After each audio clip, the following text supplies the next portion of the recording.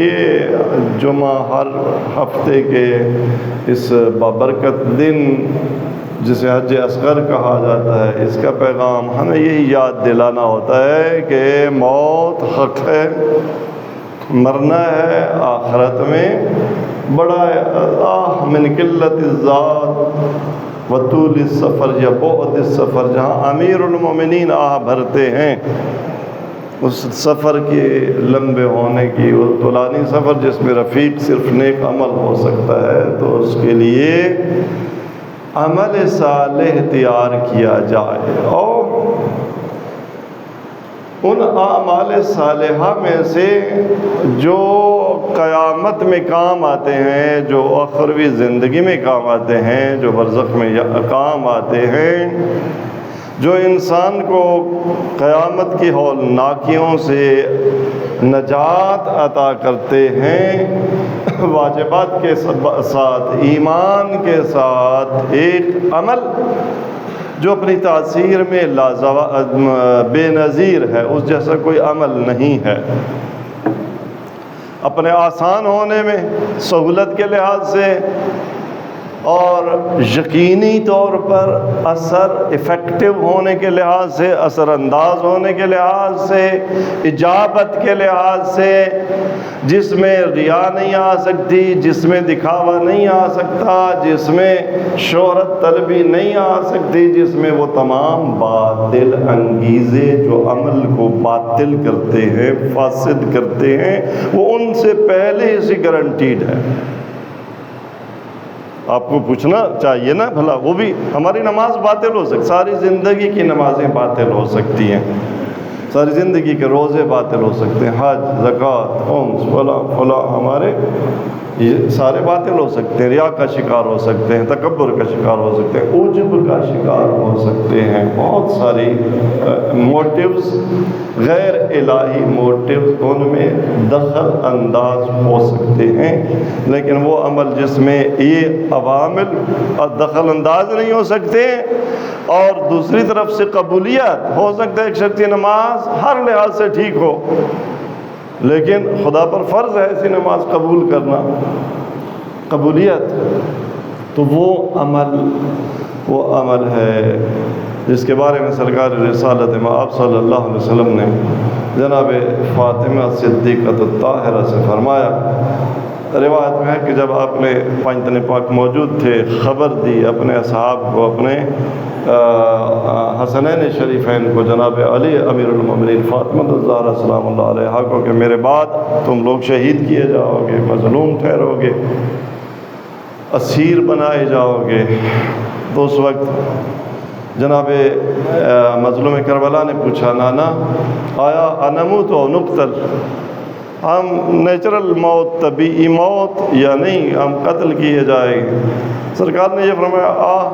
وقبورکم شتیٰ، فرمایا کہ تو آپ کی تمہاری قبریں بھی اکٹھی نہیں ہوں گی، جدا جدا ہوں گی۔ اور ایسا ہوا، کسی کی قبر نجف میں ہے، کسی کی بقیع میں ہے، کسی کی کربلا میں ہے، کسی کی اکٹھی قبریں بھی میسر نہ آئیں۔ ان ہستیوں کو جو ایک جھرمٹ میں آج فاطمہ کے گھر میں موجود ہیں، پنجتن پاک کی صورت میں ایک بہترین حلقہ گلدستہ ان معصومین کا جو بنا ہوا ہے، نبی کریم نے دیکھا، ایک دفعہ آہ بھری کہ آج اکٹھے ہیں، ایک وقت وہ آئے گا کہ تمہاری قبریں بھی اکٹھی نہیں ہوں گی۔ مظلوم کربلا نے پوچھا کہ ہم کیا طبیعی موت یا ہمیں قتل کیا جائے گا، شہید ہوں گے؟ تو آپ نے فرمایا تمہیں شہید کیا جائے گا۔ تو آپ نے پوچھا کہ کون ہمیں شہید کرے؟ آپ نے فرمایا کہ میری امت کے شریر ترین افراد آپ کو شہید کریں گے۔ اس وقت جناب امام حسین علیہ السلام نے فرمایا کہ کوئی ہوگا جو ہماری زیارت کرے گا ہماری قبور کی؟ آپ نے فرمایا ہاں، میری امت میں اللہ ایک ایسی جماعت پیدا کرے گا جس کے مرد تمہارے مردوں پر روئیں گے، جس کی عورتیں تمہاری عورتوں پر روئیں گی۔ اور جناب صدیقہ طاہرہ سے فرمایا کہ کل عین باقیۃ یوم القیامہ، فاطمہ قیامت کے دن ہر آنکھ رو رہی ہوگی، قیامت کی ہولناکیوں کی وجہ سے، قیامت کے شدید عذاب کی وجہ سے ہر آنکھ رو رہی ہوگی، الا عین بکت علی الحسین علیہ السلام، مگر وہ آنکھ جو حسین پر روتی رہی۔ تو حسین پر رونا یہ فَإِنَّهَا ضَاحِكَةٌ مُسْتَبْشِرَةٌ، قیامت کے دن کا وہ عمل جو گارنٹی دیتا ہے کہ بروز قیامت ہوگا۔ اور دوسری حدیث میں یا اسی میں آپ نے کیا فرمایا، فَإِذَا كَانَ يَوْمُ الْقِيَامَةِ، فاطمہ حسین پر رونے والوں کا کیا ہوگا؟ جب قیامت کا دن ہوگا، عدل الہی کا مقدمہ اور وہ جاری ہوگا عمل، تمام انبیاء کی اقوام، انبیاء کی صفیں لگی ہوئی ہوں گی، ملائکہ موجود ہوں گے، انسان وہاں سایہ نہیں ہوگا۔ ابھی ہمیں صف لگنا پڑ جاتی ہے نا، جب کسی بھی جگہ پہ لائن لگو بھائی، اور لائن میں فرض کریں کہ 1,00,000 بندہ کھڑا ہو اور ہمارا نمبر 1,00,000واں ہو، اور نصف نہار پہ ایک نیزے کی اس پہ فاصلے پہ سورج ہو تمازا، تو کوئی کسی کا پرسان حال نہ ہو، لوگوں کی حالت ایسی ہو رہی ہو کہ وہ قرآن کریم فرماتے ہیں وَتَرَى النَّاسَ سُكَارَىٰ وَمَا هُمْ بِسُكَارَىٰ، تم دیکھو گے کہ لوگ نشے میں ہیں، حالانکہ نشے میں نہیں ہوں گے۔ اس کی ایک جھلک جہاں جب فل گرمی، ٹھیک ٹھاک گرمی پڑ رہی ہوتی ہے اور بجلی چلی جاتی ہے، تو لوگ بعض اوقات ایسے بیٹھے ہوتے ہیں، دھت بیٹھے ہوتے ہیں جیسے نشے میں ہوں، بے ہوش سے، آدھے ہوش میں ہوتے ہیں، آدھے بے ہوش ہوتے ہیں۔ یہ ایک معمولی سی جھلک ہے، روز قیامت خلائق ہے۔ حالت یہ ہے گویا نشے میں مت، بے ہوش ہیں، نہیں معلوم کب میری باری آئے گی، نام اعمال دائیں ہاتھ میں ملے گا، بائیں میں ملے گا، کیا فیصلہ ہوگا، جہنم میں ڈال دیا جاؤں گا، نجات پاؤں گا، اور پھر حساب کتاب کتنا دقیق ہوگا۔ نقیر، اور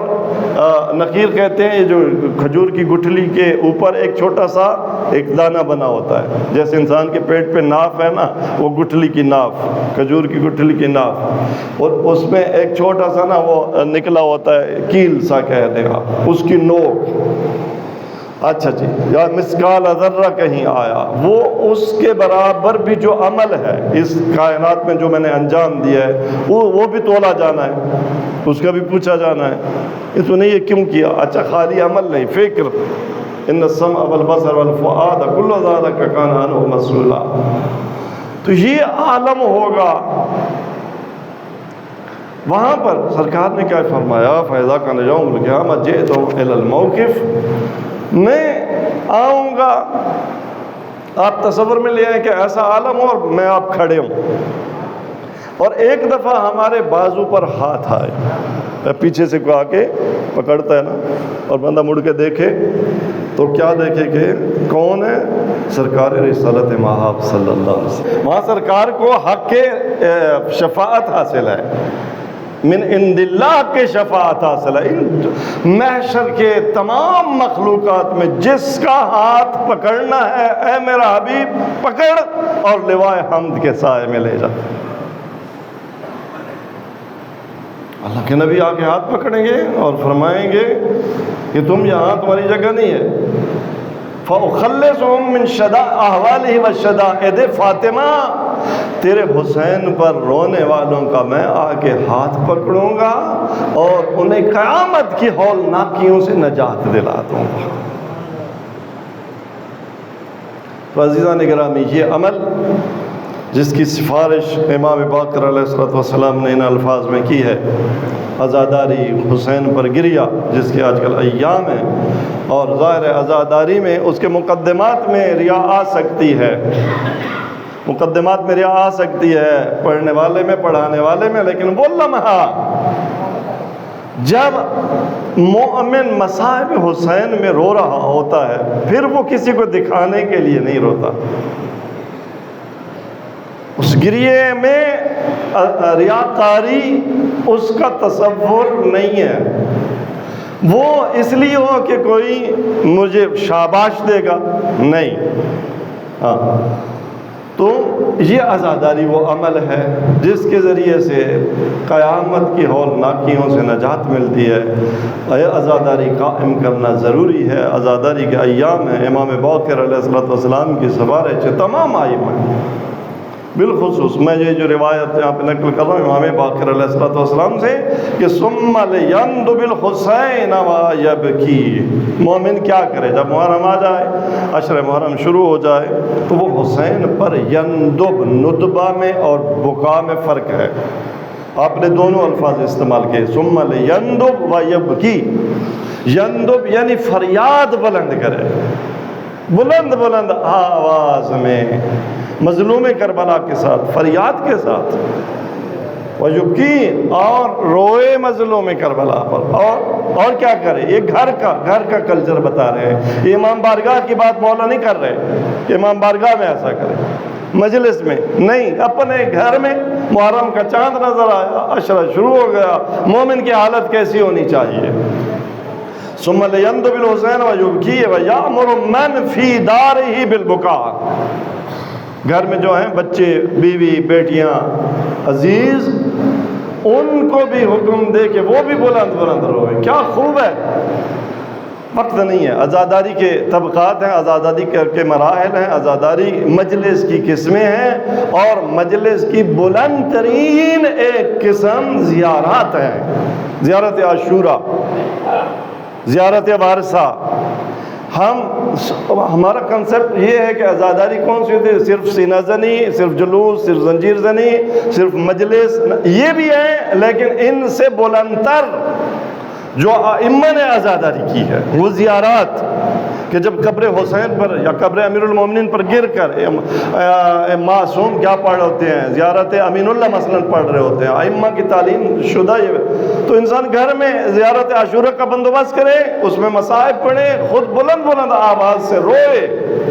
یہ حکم ہے، شرم آئے نہ کہ بچے کیا کہیں گے، آج بابا کیا دھاڑے، نہیں، اپنا بھائی مر جائے، اپنا عزیز مر جائے، بیٹا مر جائے، وہاں اس وقت دھاڑے مار کے نہیں روتے، وہاں تو ہم یہ نہیں سوچتے کہ بچے کیا کہیں گے کہ دھاڑے مار مار کر کیوں، نہیں، دھاڑے مار مار کر رو، اور اگر دھاڑے مار کے نہیں رونا آتا تو عام رونا، آہستہ رونا، وَيُبْكِي وَيَأْمُرُ مَنْ فِي دَارِهِ بِالْبُكَاءِ عَلَيْهِ، اور کیا کرے؟ وہ یقیم فی دارہ مصیبت ہو بے اظہار الجزع علیہ، گھر میں مجلس، عزا خانوں کی مجالس محبوب ہیں، خوب ہیں، ہونی چاہیے، لیکن گھروں کی مجلسیں ائمہ کو محبوب ہیں، جو ہمارا کلچر نہیں بنی ابھی تک۔ اپنے گھر میں مجلس بپا کرنا، نہ دیکھیں بھائی 1000 بندہ آ جائے گا، نہیں، صرف گھر کے خود کا اہل خانہ، خود اہل خانہ ایک ذاکر بن جائے، نہیں تو کسی اس کو ذاکر کو، کسی مصائب خان کو، کسی عالم کو بلا لیا جائے، فی دارے بزار الجزع علیہ ویطلقون بالبکاء بعضهم بعضا فی البیوت، گھروں میں ایک دوسرے سے ملتے ہو تو رو کر ملو، اور ایک دوسرے کو تسلیت پیش کرو، عظم اللہ اجورکم کہو، اعظم اللہ اجرکم کہو ایک دوسرے سے۔ یہ امام باقر علیہ السلام کا فرمان، یہ وہ عزاداری جو مظلوم کربلا کی وہ عزاداری جو آپ کے نانا نے منائی، کبھی سینے پر بٹھا کر رو کر آپ پر عزاداری اور گریہ کیا، کبھی مسجد کے دروازے پر گرے تو خطبہ اور ممبر چھوڑ کر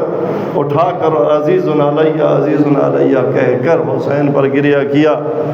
اما زہرا جو صندوق سے جو رومال، جو کربلا کا سامان تیار کرتی، کربلا کی پوشاکیں تیار کرتی رہیں، امام حسن مجتبیٰ کا وہ گریہ، آپ کی شہادت کا وقت زہر ملی ہوئی ہے، جگر کے ٹکڑے کٹ کٹ کر آ رہے ہیں، مظلوم کربلا کھڑے رو رہے ہیں، دیکھا کہا حسین تو نہ رو، عرض کی بھیا کیوں نہ رو، مجھ سے بھائی جدا ہو رہا ہے، حسن مجتبیٰ جیسا بھائی جدا ہو رہا ہے۔ آپ نے فرمایا نہیں، لا یوم کا یا ابا عبداللہ، میری بہنیں موجود ہیں، دودھ پلانے والے موجود ہیں، حسین تو جتنا مظلوم ہے کائنات میں کوئی اتنا مظلوم نہ ہوگا۔ یزدلف علیک 30,000 رجل، 30,000 لوگ وہ تم پر حملہ آور ہوں گے، آپ کو گھیرے میں لیں گے، حرام زادے ہوں گے، دعویٰ یہ ہوگا کہ ہمارے نبی کی امت سے ہے۔ حسین آپ کا دن، آپ پر تو دریاؤں کی مچھلیاں روئیں گی، حسین آپ پر تو فضاؤں کے پرندے روئیں گے، حسین آپ پر تو صحراؤں کے درندے روئیں گے، میرے بھائی آپ نہ روئے۔ نہر قرات کے کنارے امیر المومنین روتے روتے غش کھا کر گر گئے، اور عالم غش میں کیا دیکھا کہ یہی کربلا کا میدان ہے، خون کا دریا ہے، اس میں حسین ڈوب رہا ہے۔ حقیہ امام صادق علیہ السلام پردہ لگا دیتے، مخدرات کو بٹھا دیتے، ذاکر کو کہتے مصائب، خان کو کہتے مصائب پڑھو۔ بعض عالی ممبر سے سنا ہے کہ اول محرم کا مدینہ والوں کو کیسے پتہ چلتا تھا، امام صادق کے گھر سے اگر گریے کی آواز بلند ہو جاتی تھی لوگ سمجھ جاتے تھے کہ محرم کا چاند نظر آ گیا۔ امام موسیٰ کاظم پورا مہینہ، امام رضا فرماتے میرا بابا جب محرم کا چاند نظر آ جاتا پورا محرم کا مہینہ، بابا کے چہرے پر کوئی ہنسی اور خوشی نہ دیکھتا۔ امام زمان جو صبح شام آپ پر روتے ہیں، خون گریا کرتے ہیں، تو عزادارو یہ وہ عبادت جو ہماری نجات کا وسیلہ ہے، جو ضروری ہے، جس کے ذریعے سے ہم اپنی اعداد العمل الصالح کا بہترین مصداق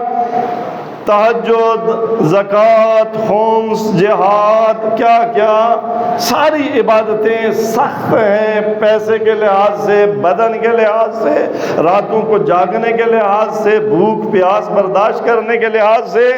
آپ بے شک پیٹ بھر کے جائیں مجلس میں، آپ اے سی میں بیٹھ کر مجلس سنیں، اگر آنکھ سے اتنا آنسو مظلوم کربلا پہ آ گئے کہ جس سے مچھر کا پر تر ہو جائے، مچھر کا پر تر ہو جائے، یا وہ بھی نہ آیا، آپ نے صرف رونے کی شکل بنا لی، تباہ کا وجبت لہ الجنہ، یہ آپ کی جنت کا سامان میسر ہو گیا۔ بار الہ محمد و اہل بیت محمد ہمیں یہ بندگی، یہ عبادت جیسا اس عبادت کا حق ہے اس طرح سے ادا کرنے کی توفیق عطا فرما۔